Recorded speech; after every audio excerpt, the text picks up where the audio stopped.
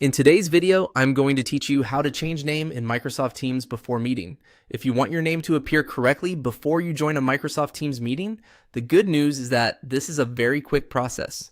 You can do it right from the meeting preview screen before anyone in the meeting sees you enter. This is especially useful if you join from a shared device, if your default name is incorrect, or if you simply want to make sure other participants can recognize you easily. To begin, go to the Microsoft Teams meeting preview screen. This is the screen that appears just before you officially enter the meeting.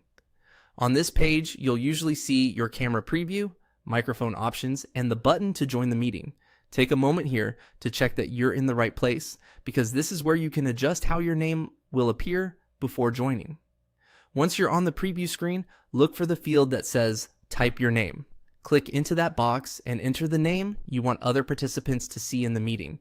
Make sure you type it carefully, since this is the display name that will show up when you join.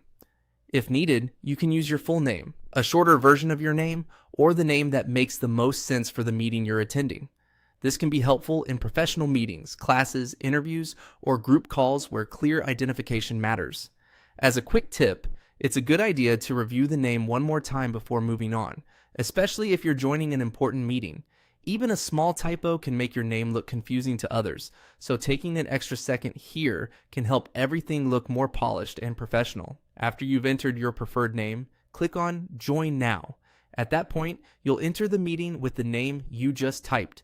That means other participants should see the updated name instead of a default or incorrect one. And that's all it takes.